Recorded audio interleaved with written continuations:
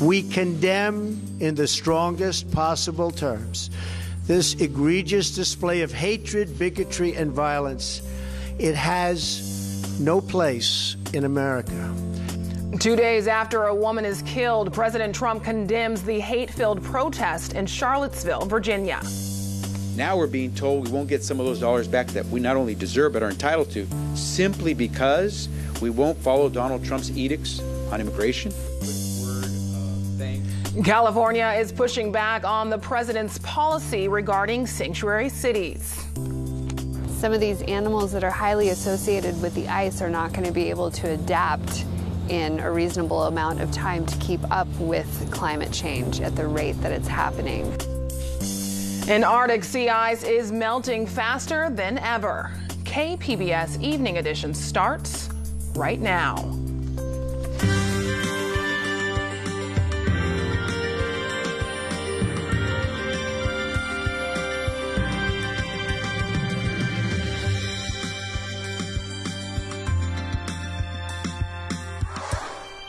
Good evening, and thanks for joining us. I'm Ebony Monet.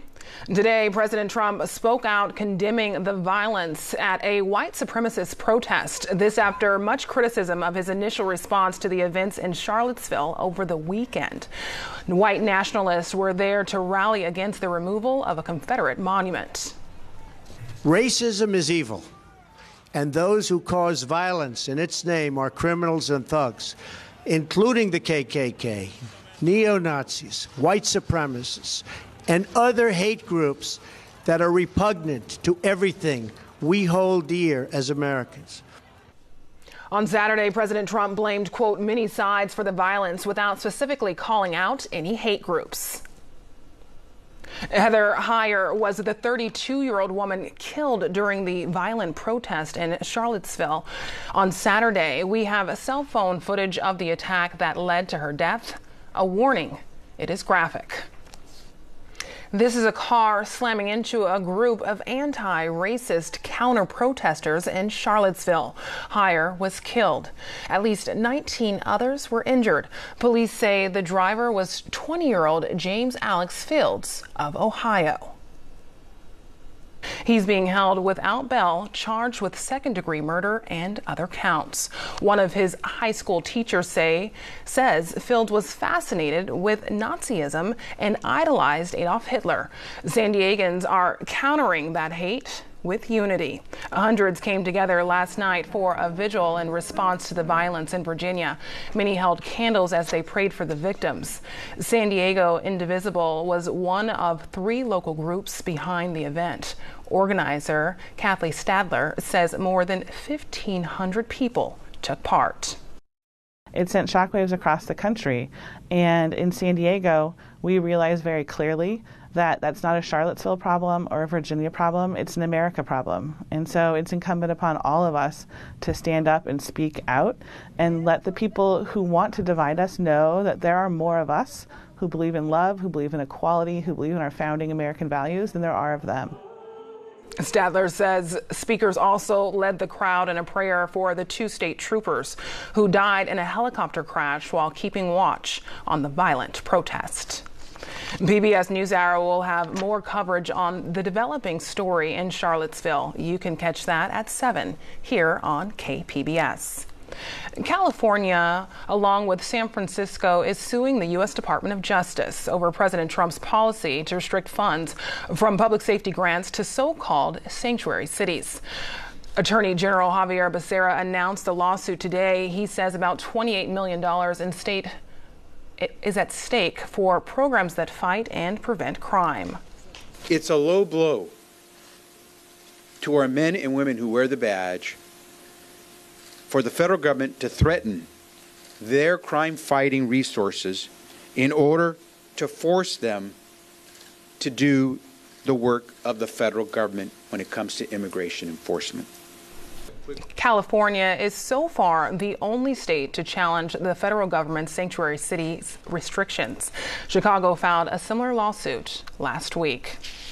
Advocates say people who speak a foreign language are often not properly supported in California hospitals. And nearly a year after the governor okayed a bill to study California's medical interpretation services, the research hasn't started. KPBS City Heights reporter Taryn Minto brings us an update. The governor signed the bill in September. It funds a review of the state's current requirements for providing language services to patients who don't speak English. Advocates say improvements are needed.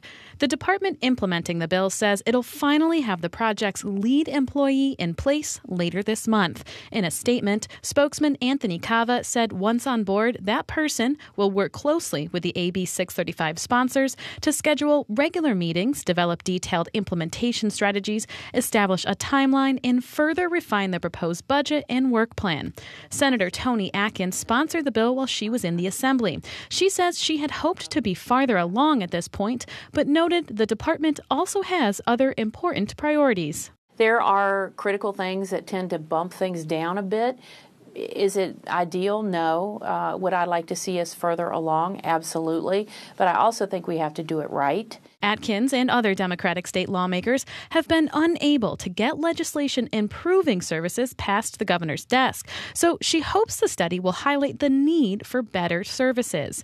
While some healthcare workers rely on a telephone translation line, she says it's not ideal. She says some use an app on their phone or rely on a patient's relative, which can be tough in emergency situations. Imagine that. You're in a highly emotional state and you are listening to a doctor, and you're having to translate. Atkins says important information can be misinterpreted during these tense situations. She pointed to her own experience when her spouse underwent a minor procedure. Days later, they disagreed over the doctor's post-care instructions. And we both speak English, and the doctor spoke English, and so I think there is such a need for this. After the study, Atkins says the next step is to identify healthcare providers that are addressing the issue on their own and expand it as a pilot program. In City Heights, more than 2/3 of residents speak a language other than English at home. Atkins expects the community to have plenty of ideas. Taryn Minto, KPBS News. The criminal defense of accused Mexican drug lord Joaquin El Chapo Guzman has hit a roadblock. Private attorneys in New York say they've been working with him for months, but have no guarantee prosecutors won't later seize their fee if they can prove the money came from drug sales. They said he can hire private counsel, but they haven't said that private counsel can keep the fee. And we really need to ensure that before we can go forward, or at least do the best we can. De Guzman has pleaded not guilty to charges that his alleged drug trafficking operation, the Sinaloa cartel, laundered billions of dollars and oversaw a campaign of murders and kidnapping. He was extradited to the U.S. earlier this year after being captured in Mexico. Seniors are racing to buy lifetime national park passes before the price spikes. In 2 weeks, the National Park Service's lifetime pass for seniors is set to increase from $10 to $80. The senior pass gives people 62 years and older lifetime access to more than 2,000 national parks across the country, including the Cabrillo National Monument and Point Loma. The passes can be purchased at any national park, and since San Diego is home to just one, it has drawn quite a crowd. The National Park Services at Cabrillo has brought in extra staff and volunteers to handle the long lines.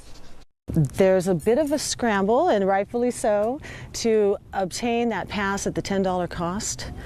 And that is happening right here at our entrance station every day. And yesterday was, I think we sold 500 passes. The passes can also be obtained online, but an additional $10 fee is added for processing.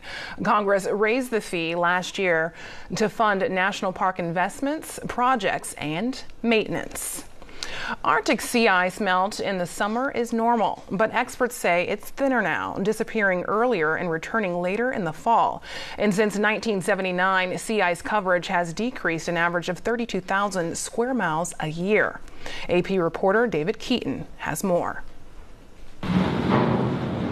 In the Canadian high Arctic, this ship meets little resistance ploughing through ice as the summer months turn this frozen wilderness into open sea.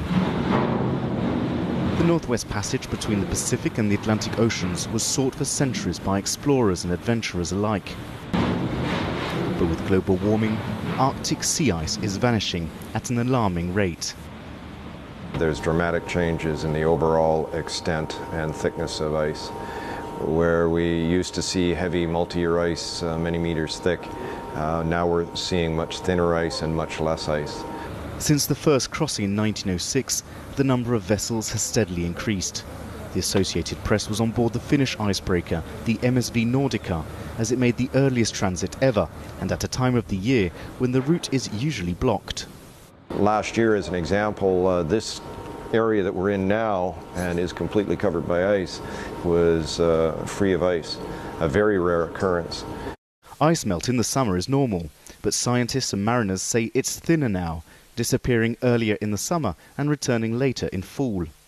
According to the US National Snow and Ice Data Center, Arctic sea ice coverage has dropped by an average of about 34,000 square miles each year since 1979. When a surface is white, it reflects radiation back to space. When that surface goes from white to dark, as occurs when you melt ice, more of that energy is absorbed locally. Locally, it's a whole ecosystem that is threatened, from plankton under the ice at the bottom of the food chain all the way to polar bears and whales. Some of these animals that are highly associated with the ice are not going to be able to adapt in a reasonable amount of time to keep up with climate change at the rate that it's happening. So it's definitely going to impact animals. It's going to impact polar bears' ability to hunt seals. Yet sea ice is just one of several alarming changes. The Nupkangalua Fjord near Greenland's capital is one of the largest in the world. The ice sheet here has retreated nearly 3 miles in the last few years. The melting of the glaciers has different consequences. It has a local consequence because, of course, here we have the fjords with the glaciers, but it also has global consequences because the melting of the glaciers leads to global sea level rise. Millions of tons of fresh water entering the ocean could alter currents and impede the Gulf Stream that warms the northern Atlantic. As the world seeks to limit global warming to below the 2 degrees Celsius target set out in the Paris Agreement, in the Arctic Circle it's already well above that. While scientists have long warned this part of the globe would warm first and faster, real-time measurements are proving them right. David Keaton, Associated Press in Nuuk, Greenland. Some of San Diego's youngest lifesavers flex their skills. Today was the annual Junior Lifeguard Ocean Beach Pier Jump. Keep your eyes on the beach. San Diego Junior Lifeguards push aside their fear and on the count of 3, take a leap. 1, 2, 3, step. It was kind of scary when I was up the plank, but then I just stepped off and it felt cool. The 7 to 17-year-olds are jumping from 15 to 30 feet above the ocean. I was really scared because some other people from my group didn't go off, and I was really scared that I wasn't going to go off, and I was pretty nervous, but I just stepped off and I accomplished my goal. The water is their classroom. Their instructors are San Diego City lifeguards. The Junior Lifeguard program is designed to teach beach safety, water rescue techniques, and build confidence. We had to do a lot of swimming and running to get in shape so then we'd be able to swim back. Students are split into groups based on age and time in a 100-meter swim. Yeah, when I first got up there, I was quite scared, but then when I jumped off and I landed in the water, I wanted to do it again more and more. Event organizers explain this pier jump is one of their last tests before completing the program. They all can swim back in, which is key, and basically this is their last week before graduation on Friday, and they're pretty pumped up. To raise money for drowning prevention programs, parents are also encouraged to take the plunge. So they make a donation, and they're able to jump off the pier with their kids, and they also can maybe face their fear or at least have fun. A misty morning for San Diego, followed by a sunny afternoon. Jeff Cornish has more in tonight's forecast. We love to bring you good news in the weather department, and I'm Jeff Cornish with an update on a forecast that will not be as stifling in the deserts. We have some slightly more tolerable, cooler air sliding in, but there will be a little bit of drizzle or mist late tonight into early tomorrow for at least the western half of the region, certainly along the coast, and even some inland areas may see a little bit of that. Not much to see on the local satellite radar. We'll pull it out and find some showers across Nevada, a stripe of clouds pushing a little bit farther to the south in advance. As some of the showers generally stay away, but that's all associated with a front that is delivering a really welcome cool down across the west. Now, while the legitimate rain showers stay to the north and east, we will see some patchy drizzle and a little bit of mist late tonight and early tomorrow morning. We'll get down to around 66 here in San Diego. Looking at the overnight lows farther to the east, a lot of 50s, Ramona and Mount Laguna. Borrego Springs about 71 for your low, and you can see a couple of sprinkles in the western sections near the coast, and we'll carry those sprinkles and patchy drizzle, patchy mist into the early hours of Tuesday for Oceanside, Poway, and into areas like San Diego as well. And it's still going to be very warm in the east, 96 in Borrego Springs, but it could be a lot worse than that, a lot hotter than that. And then along the coastal sections, you can see we will rebound back to 77 Thursday, but it's not a bad time. Very comfortable air out there. The inland sections, patchy drizzle, a little bit of mist on Tuesday morning as well, especially within, say, 40 or 50 miles of the coast. You get farther east beyond that area, and it might be a little bit drier. It will be drier into the mountains. Wednesday, 81, 85 on Thursday. Friday, great day. Inland areas, you're going to begin most days with some low clouds, and the marine layer, that stripe of low clouds, will push farther offshore, and that'll usher in more afternoon sunshine. No complaints out there. Stepping into the mountains, here we are with some very comfortable weather. Great stretch here for some hiking, maybe a little camping, and you won't have many weather worries. Just don't forget the sunscreen. That's always a concern in latitudes like ours, especially in the summer months. And the desert forecast, it will rebound back to near 100, but it won't be nearly as scorching as it was. I'm Jeff Cornish for KPBS News. And a sonic boom felt throughout the Kennedy Space Center and Cape Canaveral Air Force Station area as Falcon 9 first stage landing legs deploy returns to Cape Canaveral Air Force Station landing zone 1. It was another successful rocket landing today for SpaceX. The California-based company recovers its leftover boosters, a key to its long-term effort to recycle rockets and reduce cost. Today's launch will bring a capsule to the International Space Station filled with mostly experiments, including 20 mice that will return alive to Earth in about a month. It's part of a study to find out why some male astronauts experience visual problems after traveling to space. Skywatchers are eagerly awaiting the total eclipse of the sun that's just 1 week away. Here in San Diego, we'll only see a partial eclipse, but eye doctors warn even looking at a partial eclipse without special protection is dangerous. Associated Press reporter Kathy Young shows us how we can watch the big event without risking our vision.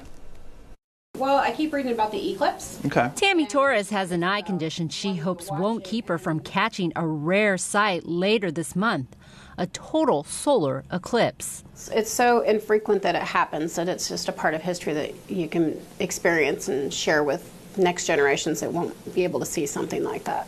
Her ophthalmologist reassures her she can view the eclipse safely as long as she wears solar eclipse glasses. Advice recommended for the millions of Americans expected to look up at the sky on August 21st. Just putting on sunglasses isn't, even dark sunglasses, they just don't have the proper filter. So our instinct is to wear sunglasses, and it's you can't trust that instinct. So why is it unsafe to look at the sun directly during a solar eclipse? As the sun is blocked, it causes the pupils to dilate to allow more light to enter the eye. Without protection, the exposure can burn the retina. The damage can be temporary or permanent. That sunlight is like taking a magnifying lens and focusing it on a bug like some of us may have done as kids. Well, what happens to the bug? We zap it. Well, you don't want your retina zapped like that bug. Astronomer Jackie Faherty says there is one point where it is safe to look at the sun without glasses. For those in the path of totality, once the sun is completely behind the moon, it'd be safe to take off your glasses and have a look at the corona. But it's important to remember to wear your glasses before and after totality because it's never a good idea to look directly at the sun, including during a partial eclipse. Although the sun's rays are blocked somewhat, there still is plenty of sunlight that gets around and can be harmful. Which is why protective solar glasses are so important. NASA recommends the following criteria. Make sure the glasses are ISO certified with code 123122. Avoid glasses more than 3 years old, scratched, or wrinkled. The manufacturer's name should be on the product. Do not use homemade filters or sunglasses. Oh, I can't even see you. Torres says she feels better after talking with her doctor. Even with the eye conditions that I do have, wearing the glasses will protect me fully. So I feel very comfortable and confident watching it. An experience people across the country can enjoy with the proper precautions. Kathy Young, Associated Press. On an island in the middle of the San Francisco Bay sits a series of abandoned wooden buildings, slumped over and sinking into the ground. They're all that's left of a town called Drawbridge, often referred to as the last ghost town in the Bay Area. KQED's Jessica Plachek gives us a look. If you find yourself traveling by train through the marshlands at the south end of the bay, you might see some ramshackle, dilapidated buildings scattered on either side of the tracks. Once upon a time, this was the town of Drawbridge. One of our listeners wanted to know more. I'd like to know more about Drawbridge, anything about the history and why it was created and when it became a ghost town. Thanks a lot. Today, like John said, Drawbridge is a ghost town, often called the last remaining ghost town in the Bay Area. The story of Drawbridge began in 1876 when a new railroad line was built linking the Bay Area to Santa Cruz. The line took a direct route through the marshes of the South Bay, crossing over a roughly mile-long stretch of land known today as Station Island. As riders passed through, they'd look out and see ducks. Thousands of them. It was a duck hunting paradise. So those riders started getting off the train to go shoot 'em up. Before the 19th century was over, the tiny island began growing into a small town. Basically, they were hunters, you know. And then people got so they liked it down there without hunting. So they come and go all during the year, not just during the duck season. It was a very nice place to be. By the 1920s, Drawbridge had grown to include gun clubs, hotels, and about 80 or 90 homes with both seasonal and full-time residents. At its peak, the small island housed about 600 people. Because of its remote location and the fact that there was no government or law enforcement, the makeshift town developed a reputation for prostitution and gambling. The bar did a good business, and apparently there was entertainment of all sorts. But former residents don't talk about that. Instead, they wax on about idyllic rural living and life in a somewhat strange location on the outskirts of the booming bay. The big excitement was if they had to open the bridge to let a boat go through. Then everybody came out to see the bridge open, you know, so the big deal. Yeah, times have changed. Times have changed. Looked better in the old days.